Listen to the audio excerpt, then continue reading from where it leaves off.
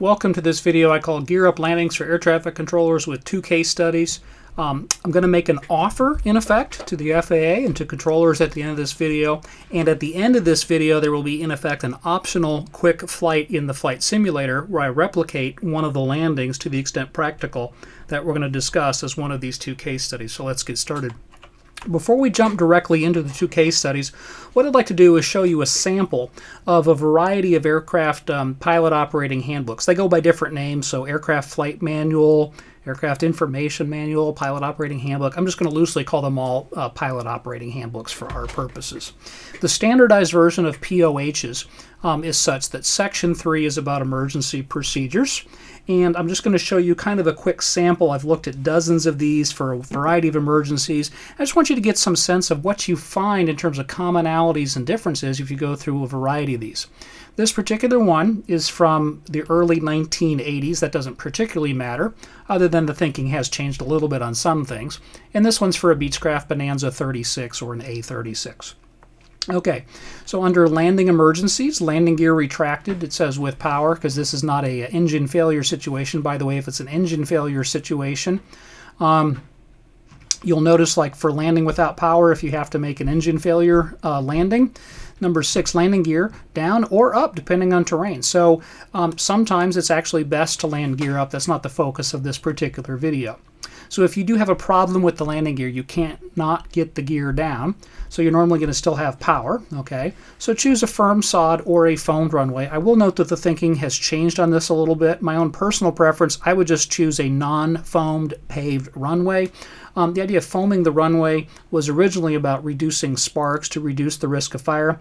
I'm just going to be honest and say that pilots accidentally forget to put the gear down, and they make these unintentional gear up landings on a far too regular basis.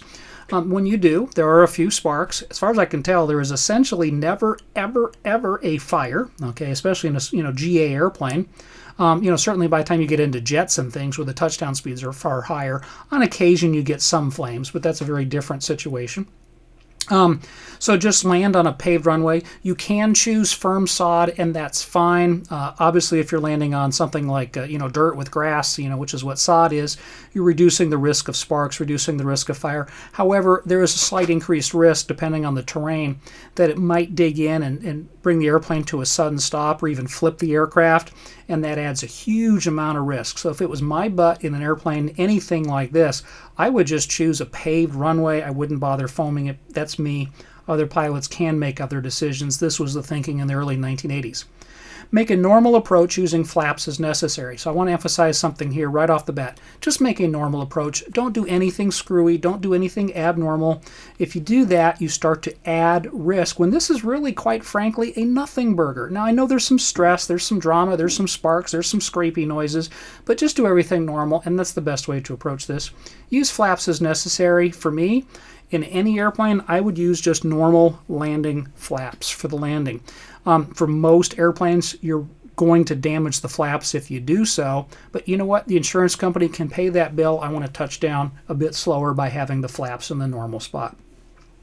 In this airplane, once you're sure, on this normal approach that you can make the selected landing spot, then you basically do two things. One is you shut off the engine and the fuel, and you also shut off the electrics. This particular airplane, they're saying to do that, you close the throttle, that is, you bring it to idle. Mixture, you bring it all the way back to idle cutoff. I'm going to skip to number 4 for a second. The fuel selector valve to off. I actually would generally skip that in most airplanes, and my own reasoning is, in many airplanes, that's somewhat of an awkward reach. You have to kind of bend down. You're having to maybe take your eyes away from the runway, and at this point I would rather have the pilot be eyeballs outside concentrating on just making a normal landing. You've already shut the fuel off with the mixture. To me, fuel selector valve off, it's not bad in some sense, but I think if it's a reach for the pilot to make, it's adding risk. You've already shut the fuel off, so there's no benefit. I don't like adding risk with no benefit. So for a wide variety of airplanes myself, I would skip that personally. Going back to number 3, battery and alternator switches off, so turn off the electrics. Again, that reduces the risk of fire, but and again, pilots land every day, it seems like, with the gear accidentally up, and they bruise their pilot ego, but they don't think to do this, and there's never a fire. But by all means, turn it off, and that reduces the risk of fire. Otherwise, just make a normal landing, and when the airplane stops making the scrapey noises, then get out of the airplane and just calmly walk away. Piper Malibu, let me go back up one page. Section 3, emergency procedures. If you go through their table of contents, the emergency procedures checklist, if you scroll through this, you'll notice that there's something for emergency landing gear extension. There's actually nothing that Piper publishes, and this is generally true for Pipers, about how to make a gear up landing. Not all Pipers, but very typical from what I found with Pipers. They don't actually publish how to do that. Why? In effect, it's just a normal landing where on short final you turn the engine off and the electrics off, and for whatever reason, Piper has not included something that says that in the Malibu. Let's step up to a Pilatus PC-12 single engine turboprop. I'll notice very briefly, I'm going to start with section 3.9.3, but it just so happens on the facing page here of the POH copy that I have, 3.9.2 is a forced landing, basically for an engine failure type of situation. And so if the landing site allows, put the gear down. If it doesn't allow, leave the gear up and basically just make a normal landing with normal flaps, normal speed. Okay. If you are landing with the main landing gear unlocked, there's a couple different situations. One is you might have one down, one up. If you're in that situation, it's recommended to land with the gear up. You really don't want to do the asymmetric main gear landings if you can. So if that's the case, put it back up, and it's better to land gear up by far. The bulk of this one, though, is if it's down but it's not locked, so you're not sure if it's locked or not. Okay, so burn off some fuel weight. Don't burn it down to the last gallon and run yourself out of fuel on a 2-mile final and make this nothing burger something fatal when you run out of gas 2 miles out. Okay, but go ahead and reduce the fuel weight somewhat. I like this. Tell your passengers what's going on. Okay, but otherwise, just flaps normal, approach speed normal, touchdown gently. I mean, hey, for most of us, that's normal, right? Okay, and then lower the nose wheel immediately to help maintain lateral control in case the main gear is not locked. Use full aileron during the rollout. So if you think you have one gear that's not locked, use full aileron trying to hold weight off of that wheel if you can. PCL is, for our purposes, we're going to think of that as the throttle, so just throttle to idle. You probably did that already.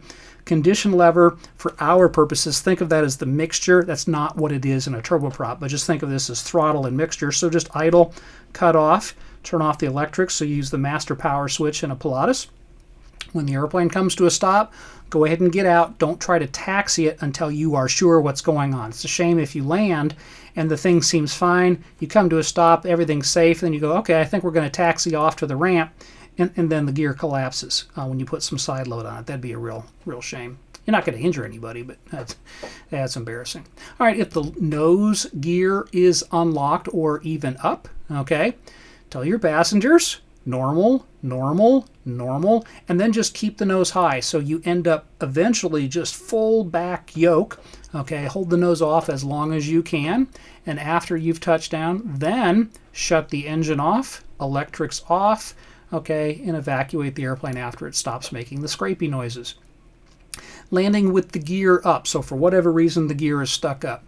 Tell your passengers, again, that one puts a smile on my face, that this will be a noisy landing with scrape noises. Approach, normal, flaps, normal, speed, normal. Pressurization system, that's environmental control system, so you depressurize the airplane before you landing. You'll find that's typical for an airplane like this. So everything's just normal, okay, essentially. Once the runway is assured, again, idle, throttle as it were, shut the engine off. The fuel emergency shut off, pull that. Again, I'm not going to speak to what a Pilatus is. If that's a reach for the airplane and it's going to distract the pilot from eyeballs outside trying to make the landing, I would myself skip that. Pilots are welcome to do what they think is right. They're the PIC. But basically, just engine off, flare, and then after you land, turn off the electrics and calmly walk away from the airplane. Another one here real quick. This is the TBM 930. I will mention if you're landing with the main landing gear unlocked or the nose landing gear unlocked, like what we saw in the Pilatus. It's actually very similar. If one gear's not down, better to put the gear up if you can. But everything here basically is just, it's normal. So normal approach, normal speed, normal flaps. You do depressurize and so on. If it's a main landing gear asymmetry thing, you can do something with the fuel where you just burn off fuel from one side, not the other, to create a slight imbalance. That will help marginally use full aileron.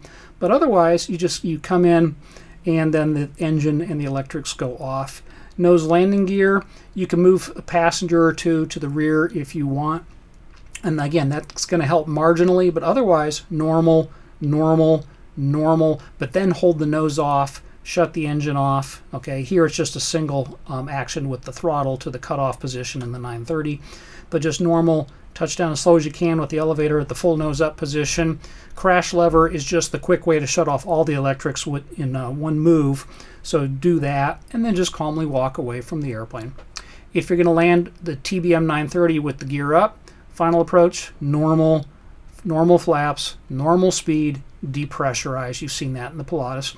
And then once the runway is assured, so again, for me it's ballpark 100 AGL, throttle to the cutoff position, which is shut the engine off, tank selector off. If that's a stretch, if that's a reach, if that's a distraction, I would skip it myself. But basically throttle off on short final, land, electrics off, that's the crash lever in the TBM, and calmly walk away from the airplane. Let's look at one more real quick, and then we're going to shift gears a little bit.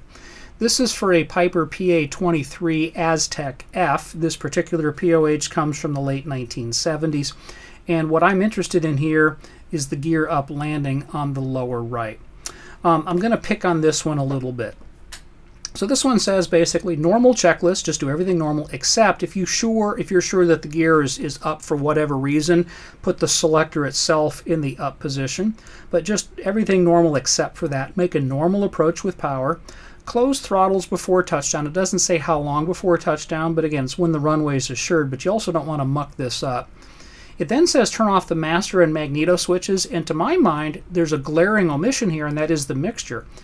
If it was me in this airplane, I would, after I close the throttles, bring them to idle, I would take the mixture to the idle cutoff position, and then you can turn off the magneto switches, okay, the ignition switches, as it were.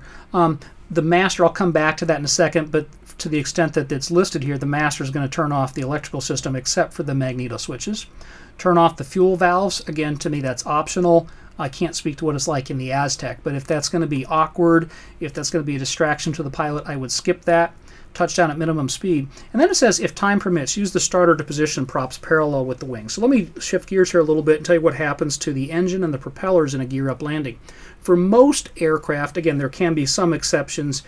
So for example, if you think about a de Havilland Dash 8 with the high wing, with the engines mounted up on the wing, if you land gear up, you're going to scrape the belly, but the props should not be hitting the pavement. I don't think the propeller blades are that long on a Dash 8, just as an example.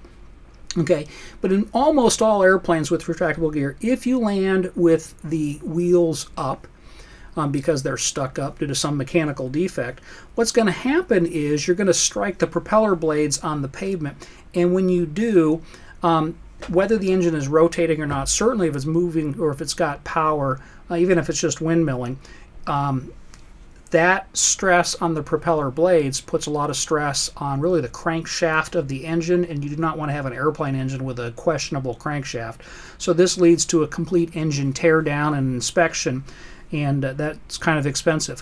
Folks, that's for the insurance company to pay for, and the insurance company is more than happy to pay for that instead of trying to do something fancy to avoid that, to save the insurance company a couple bucks and adding a huge risk of increasing injury and or death, which is going to cost the insurance company massive amounts of moolah, right?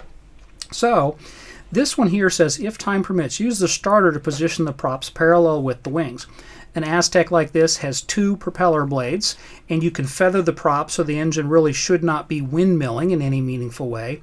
And if you have time, Piper in this case recommends that you just kind of bump the starter and try to get those propeller blades. So you just bump it for a second if you're unlucky and the blades are kind of up and down. Well, that lower blade's going to strike the runway. So you try that and they're up and down. You try it again. Nah, that didn't work. They're up and down. You try it again. If you're lucky, one of those times that you bump the starter button, you might end up with the propeller blades parallel with the wings. Now they're not going to scrape the pavement and you save the insurance company a couple of bucks. One thing I don't like is if the pilot is doing this and is like trying to hit the starter button, you know, do it repeatedly. You got 2 engines, so you got to double up your efforts here, trying to get the props parallel with the wings to save the insurance company a few bucks. And meantime, the pilot's distracted and not making what's otherwise just a normal landing. Do try to touch down at a slow speed, but otherwise a normal landing. And minor point, but for what it's worth, I know Piper put this in with parentheses here, but if time permits, well, if you've already turned off the master switch, then you can't have, there's no electricity available to have the starter bump it and so on. So if it were me, and I'm not going to go back to the 1970s and change this, this should be something like just do a normal approach, accept the gear selector up, make a normal approach with power, close the throttles, probably about 100 feet AGL, and the mixture off, master and mags go off.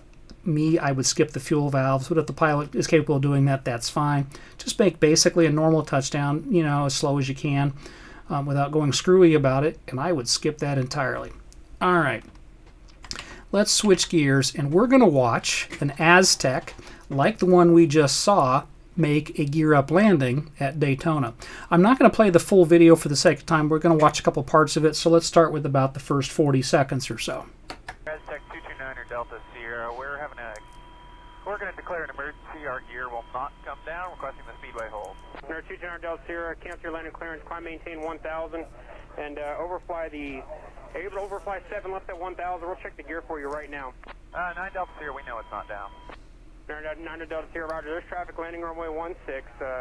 Maintain 1000 at least, offset to the right side of runway 7 left, and we're going to check the gear. Roger, 9 Delta Sierra. We have a mirror. It's not down, and we just spotted a massive hydraulic leak. Okay, so these guys know the gear is not going to come down. In case you're wondering about the mirrors, it's not uncommon for retractable gear airplanes to have 1 or 2 mirrors, depending on the airplane, mounted in such a way that the pilot can physically see if the gear is coming down. So these guys knew it was stuck. They had the hydraulic leak. You might as well burn off some fuel and kind of get prepped, you know, give time for the fire trucks. And so they're going to do some troubleshooting, but after circling for a while and making sure everything was ready to go, they knew that they were not going to land with the gear down and locked, so they're going to land with the gear up. That's fine. I'm going to skip ahead to about the 3-minute mark of the video, right about the time that the video happens to pick up with the ambulances being escorted by an ops vehicle onto the airport grounds and so on. And we're going to watch the landing. I'm going to note a couple things. Let me get you set up for what you're about to see here. Very quickly, let me go to Google Maps, and here's just the Daytona area. So Embry-Riddle is right nearby. And here's Daytona. You've got Daytona International Speedway. And there's also going to be reference made to the hospital. That's the Halifax Health Medical Center. And it's not for the reason that you expect. So let me zoom in a little bit. Let me do a 3D view and rotate the view just to show you what we're talking about here. So notice the Halifax Health Medical Center. This is the actual hospital building itself with the helipad on top. It's the taller building that's kind of at the north end of this string of buildings with the red roofs. If you pay attention to the video, what you're going to see is that this pilot's going to come in, and when he's abeam the hospital, so right about here at 800 feet, 120 knots, that's when he's going to chop the engines. He makes mention of killing the comms, so that tells me he's shutting off the electrics. So he's doing that kind of stuff, but he's going to do it abeam the hospital 800 feet high, about 750 AGL since Daytona is essentially sea level, and 120 knots, and he's going to land on 16. Now, 25 right is definitely a much longer runway by about 4,000 feet, but the winds on this particular day were from 140 at about 14 to 17 knots or so. So actually, I like the pilot's choice of landing on 16 into the wind and not taking the slightly or the somewhat longer runway. I think it was very prudent of the pilot to land on 16. As you watch the video, I want you to notice a couple things, including I want you to gauge whether the pilot makes an effort to get the propeller blades parallel to the wings, and is the pilot successful. So let's pick up, and we're going to watch a couple minutes here. Traffic for runway 16. All right, left traffic for 16, and We're picking up with a point where he's done troubleshooting and it's time to come in to land. So clear to land, 140.14 is the wind. And of course you got to have somebody out here filming with their cell phone.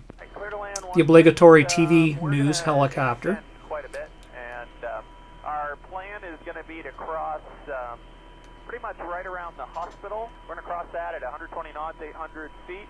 At that point, we're going to be no comms, and we're going to chop the engines and come in and try not to strike the props. Roger, Roger, I copy that. We'll coordinate with Orman. Just let me know when you make the base. Can't have a Daytona Beach video without an Embry-Riddle airplane. Thank you so much for all the help. Not a problem. That's what we're here for. Number 229 Delta Sierra, runway 16, clear to land. Wind 140.17, the altimeter 2991. Caution wake turbulence 757, departed runway 7 left. All right, clear to land 16, as Tech 229 Delta Sierra will be evacuating on the runway. Understood. Pay some attention to the propeller blades.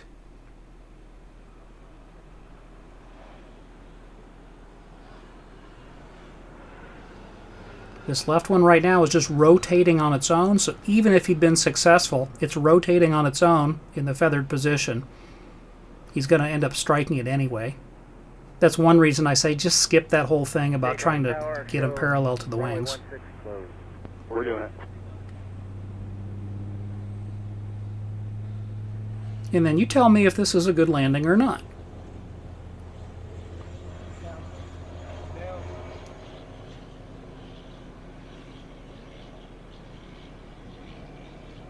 Daytona Tower, Operation 9, RF2, RF1, like speed on 16. RF2, proceed request on runway 16. 2 people on board. Cross 7 left, please. They're both out. Everything's fine. No fire. Okay. Now, was that a good landing? Well, short answer, yes. However, I want to show you a different camera angle and show you how close this was to becoming a completely unnecessary tragedy. And so remember, you saw in the background the obligatory TV helicopter. Watch the helicopter's view. I'm going to skip forward to about 40 seconds. So here's the view from the TV news helicopter. You can see the taxiway come up in a second here. Tell me where the airplane lands. Okay, still airborne over 16. Still airborne. Crossing 25 right. Still airborne. Still airborne. Floating in ground effect. Still airborne. Still airborne. Still flying. Crossing 25 left. Touchdown. Right between those 2 big broad white stripes. And where does he scrape to a stop?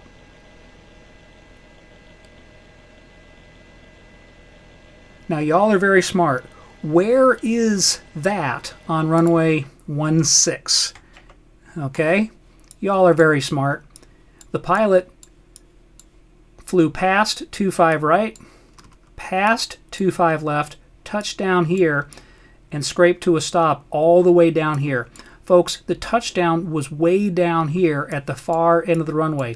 No Piper Aztec landing at Daytona Beach ever before or since this day has ever landed anywhere near that. Every other Piper Aztec ever, I'm just going to tell you right now, has touched down in this area here, maybe as far as 25 right. Nobody has ever, in a Piper Aztec or any other airplane, unless it was an extremely deliberate maneuver, landed way down here. How was it that the pilot ended up way down here and came close to overshooting the runway? By the way, if they had, the runoff area here is probably not too bad.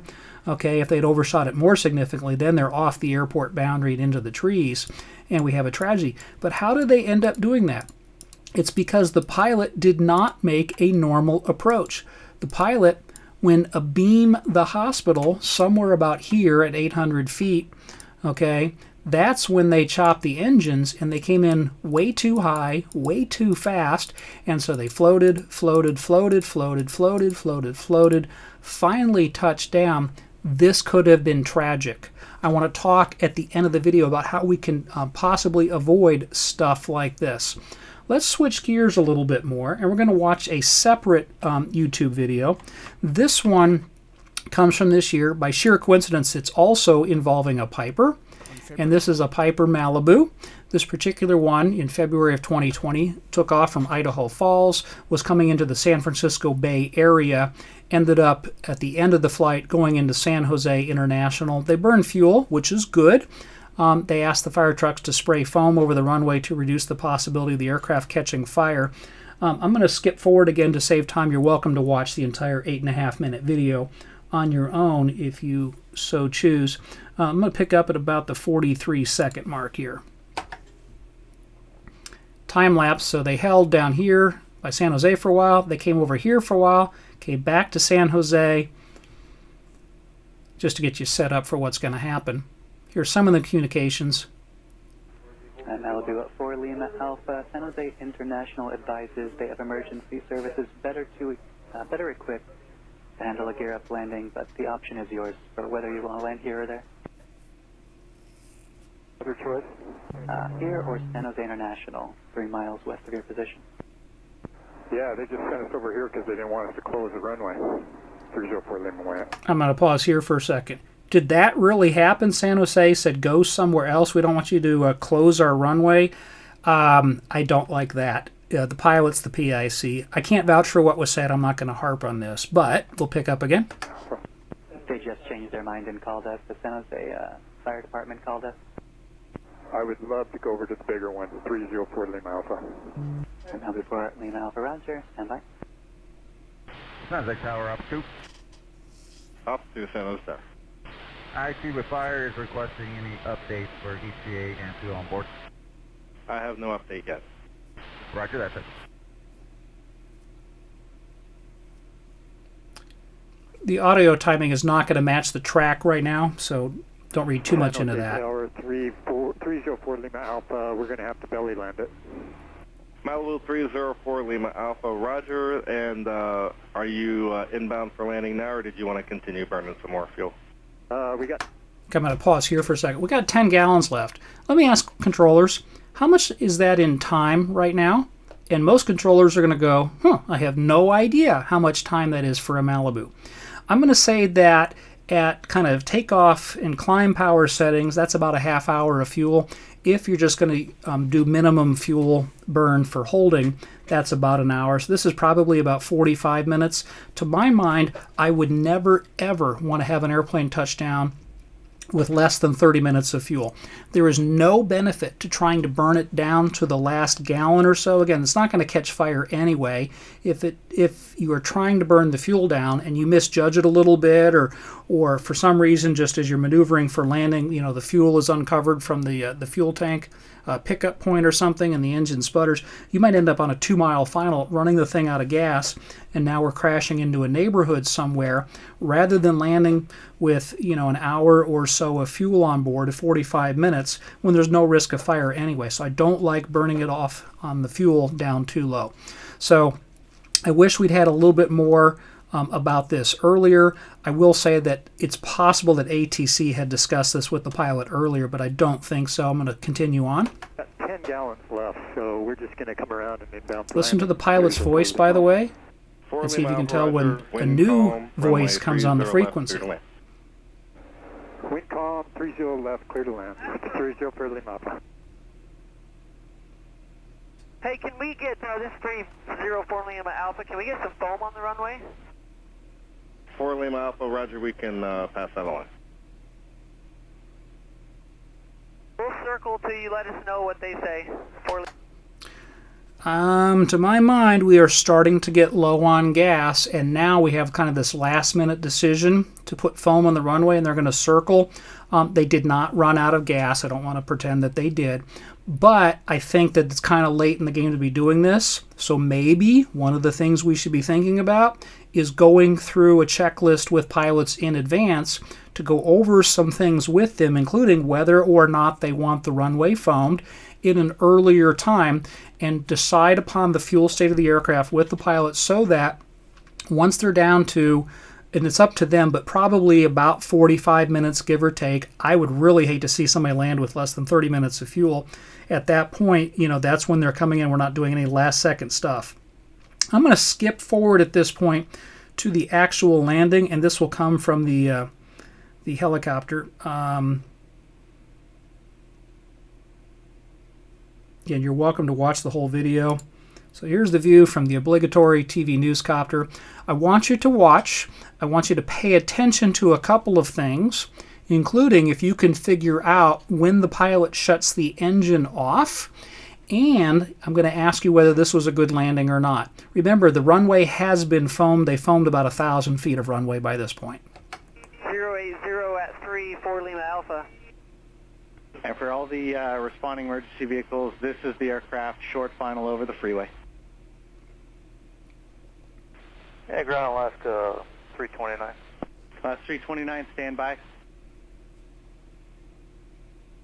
And for anybody monitoring ground that is not an emergency vehicle, radio silence, please.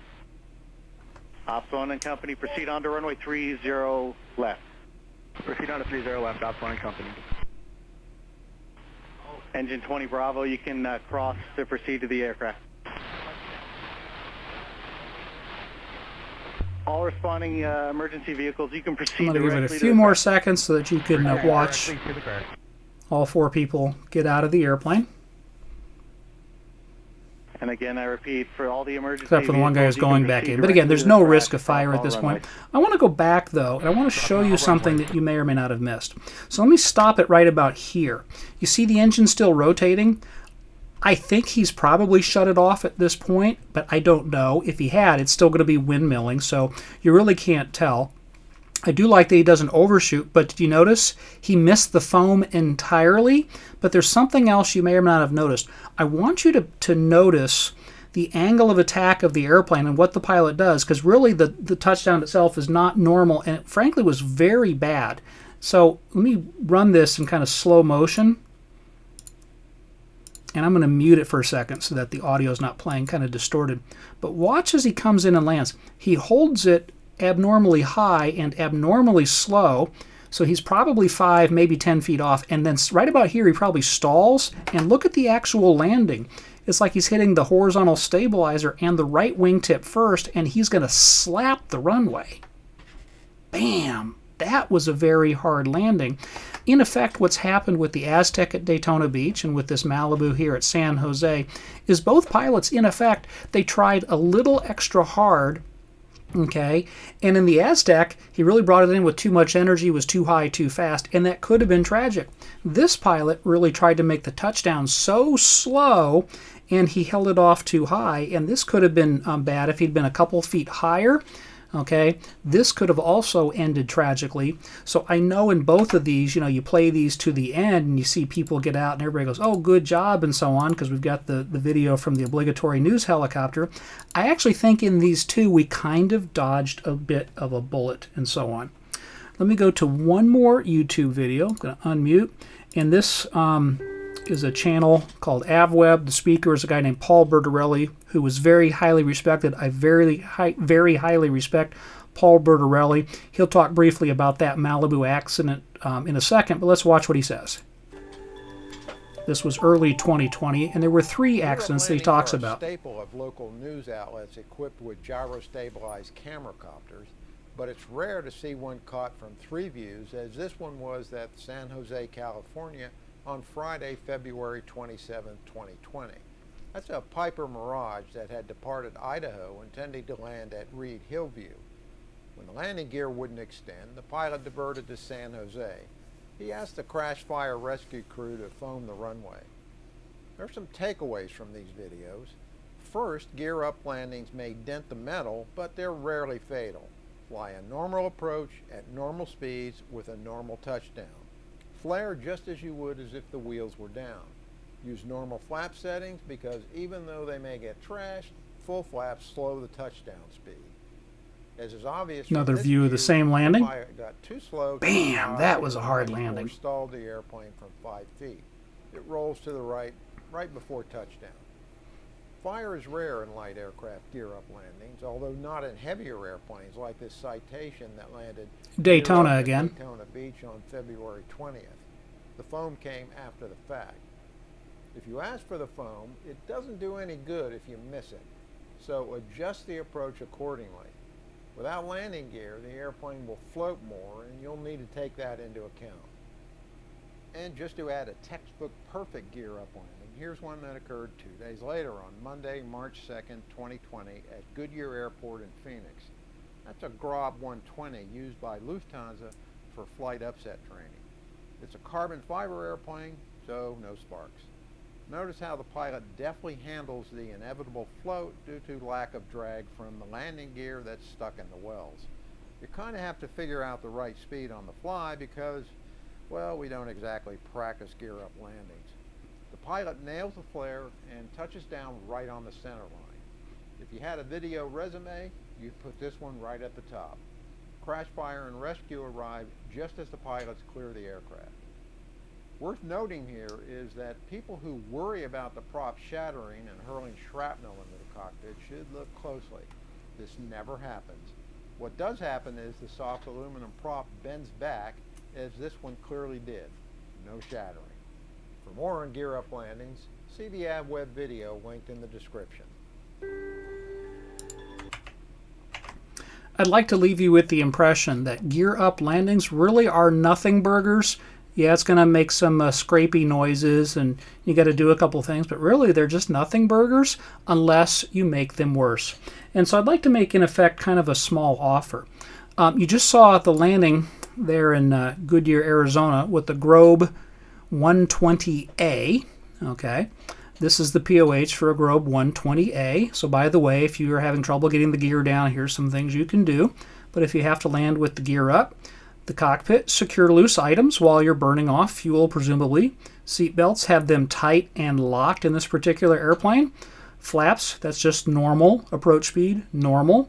Once your landing is assured, then in this particular airplane it says electric fuel pump off, fuel tank selector off.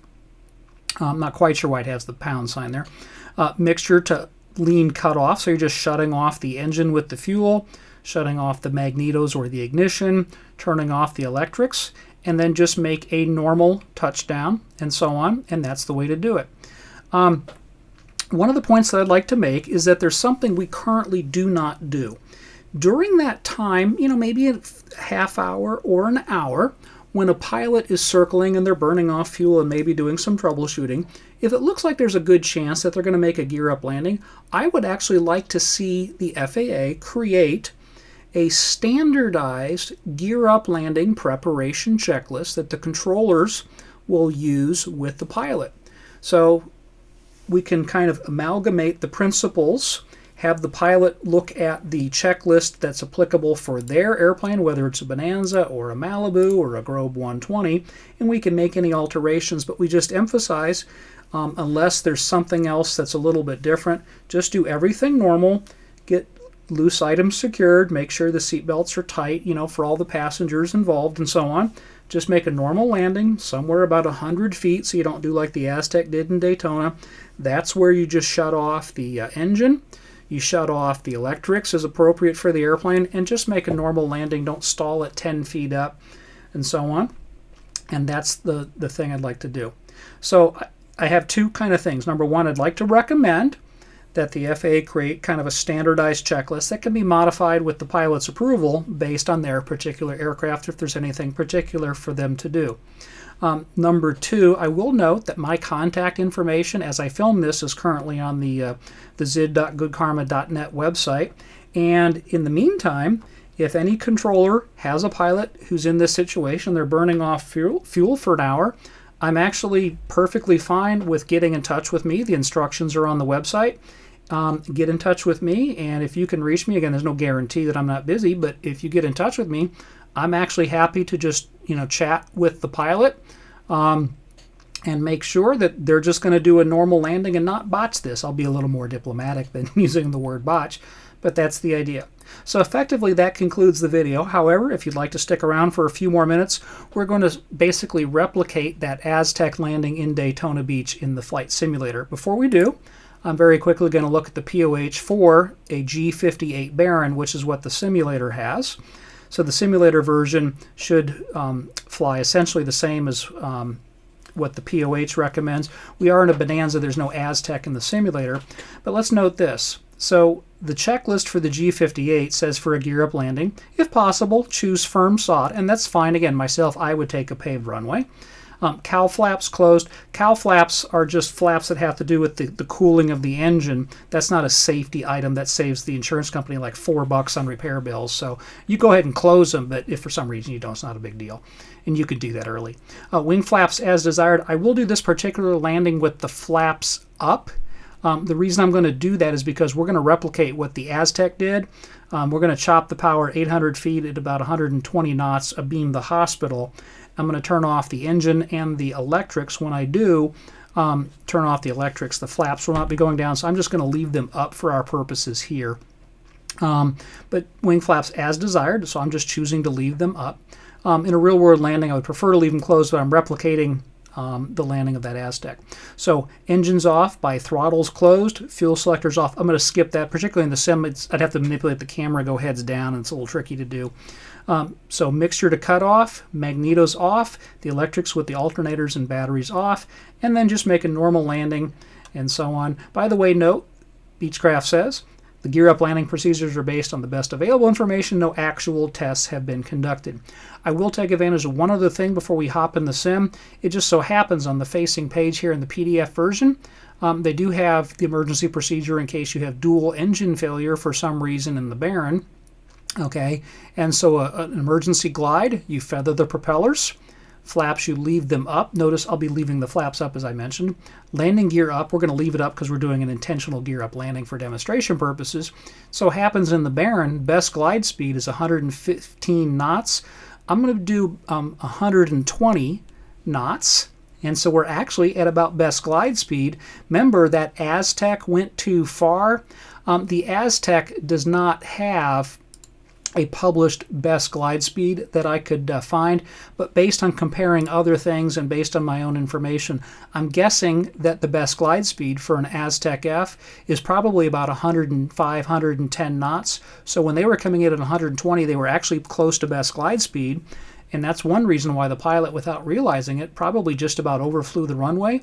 Notice in a twin, once you get the feathers or the propellers feathered, that takes a lot of drag off the airplane.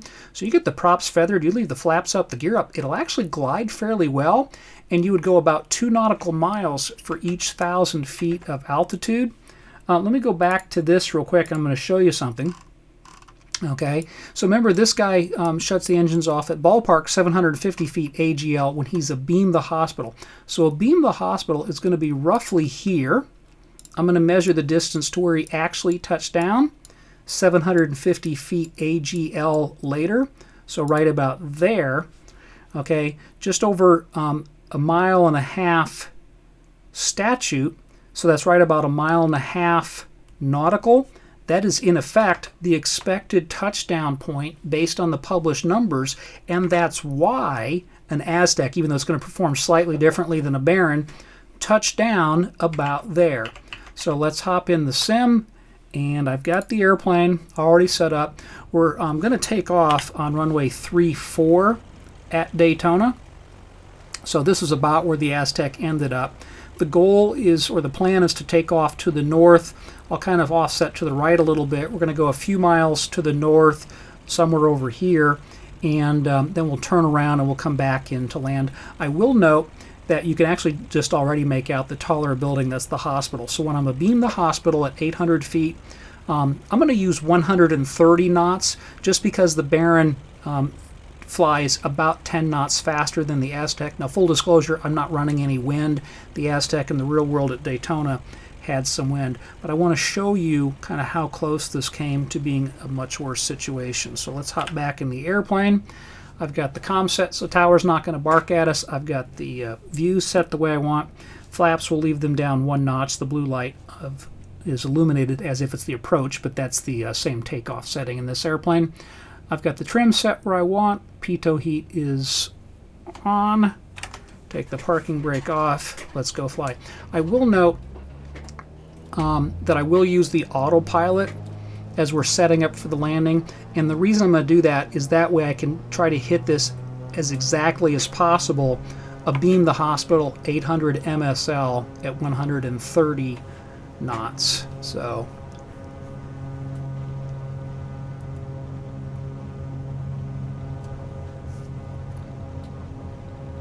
I'm going to rotate here at about 90, get going.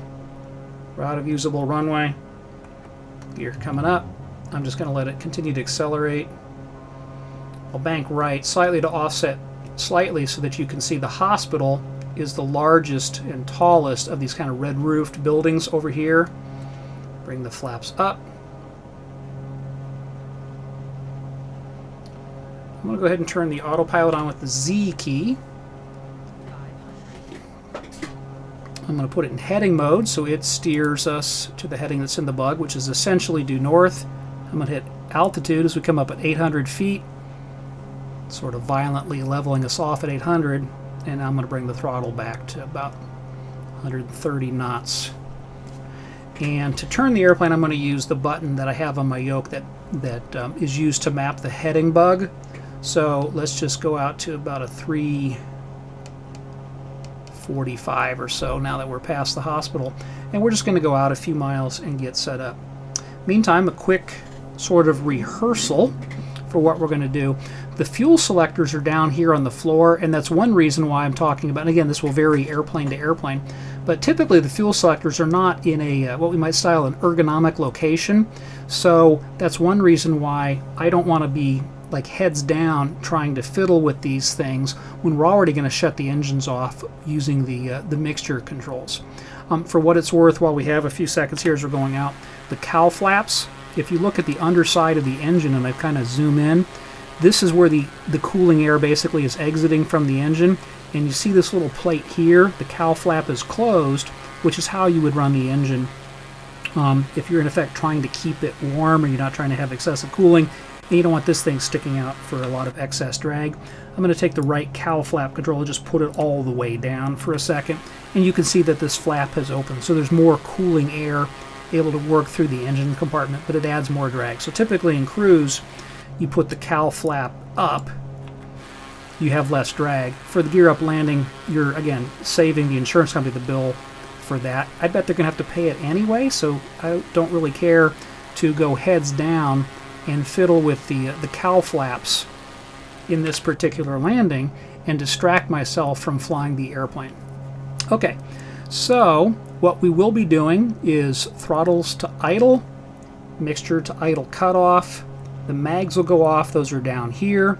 Be turning off the electrics and so on. And I'm going to start the turn back towards Daytona. So I'm just going to use the button on my yoke. Get the turn started to ballpark 190. And then kind of assess where I'm at. We happen to be just about over the Ormond Beach Airport. I don't know if that's the official name, but that happens to be about on the extended center line for 1.6. So I'm going to keep the turn going to about the 160, and we'll just see visually how we're doing. Meantime, the autopilot's doing the very precise job of holding 800 feet. I'm going to bring the throttles back ever so slightly, trying to get 130 knots. I just want to have kind of a repeatability and precision factor here, so we'll do 800 feet, 130 knots. I can see the beacon for the airport, and it looks like 1.6 is here, like we're not quite lined up, so we'll come slightly left. As we get in a little bit closer, it will be easier to see the hospital, and as we get close to the point where we're going to shut the engines off, I'll actually use the external camera so you can easily see when we're abeam the hospital, as much for just precision repeatability issues. All right, 800 feet, 130 knots, slight right turn to line up with the runway. Can't quite make out the hospital the way the sim is running the graphics right now, but and for our purposes, I may or may not end up aligned exactly with the center line. We might have to make a very slight turn at the end. If so, that's not going to affect what we're looking for here. Okay, we're nice and steady at 800 feet, 130 knots. The gear is up, so no green lights. I'm going to leave the flaps up. So as we go abeam the hospital, it'll be throttle to idle, mixture to idle cutoff. I will be turning the autopilot off and hand flying, in case you're wondering.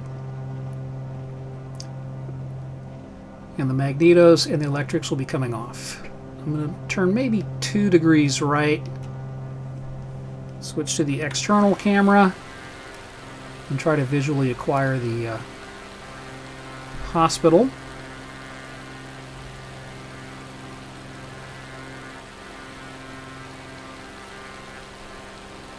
Okay, believe this is the hospital right here, the tallest of these buildings. Should see the helipad on the roof. I like the 800 feet, 129 knots. It's close enough to 130 to my mind.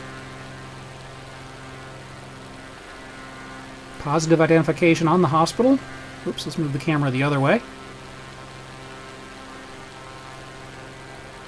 I'm going to go about 2 degrees left with the heading button. Okay, we're abeam the hospital in about 3, 2, 1. Inside. Autopilot off, throttle, mixture, nose down. I'm going to go magnetos off on both. I'm going to go alternator and master off. Still have a standby airspeed indicator over on the right. But in the meantime, this is what that Aztec pilot essentially saw.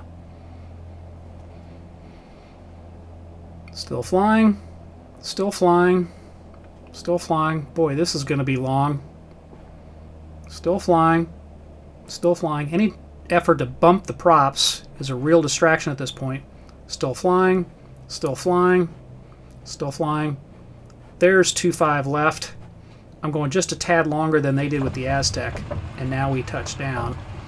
And the sim is going to scrape to a stop just a tad longer than they did, but you get the idea that if we had waited just a little bit longer, we might have gone off the end in a worst case situation, ended up in the trees. What I want to avoid by having some kind of standardized checklist that we talk to the pilot about during that 30 minutes or hour while they're burning off fuel is just to help them go over their checklist and make sure that nothing that they're planning on doing seems really weird, like cutting the engines off at 800 feet at 120 knots. Instead, I'd rather just have them fly a normal approach, everything normal, and somewhere about 100 or 200 feet AGL, it's obviously up to the pilot, that's when they just take a couple of basic steps, shut off the engine, shut off the electric if appropriate for their airplane, and just make a normal landing. Either way, the insurance company is going to pay a few bucks. You're going to walk away from the airplane with a story to tell, and I'm sure some footage from the local TV newscopter. Thank you.